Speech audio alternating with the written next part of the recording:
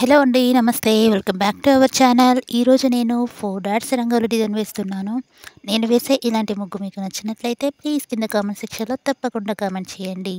మీలో ఎవరైనా first time నా వీడియో చూస్తున్నట్లయితే లైక్ చేయండి, షేర్ చేయండి, సబ్స్క్రైబ్ చేయండి. మరిన్ని వీడియోస్ కొరకు పక్కనున్న బెల్ ఐకాన్‌ని క్లిక్ చేయండి.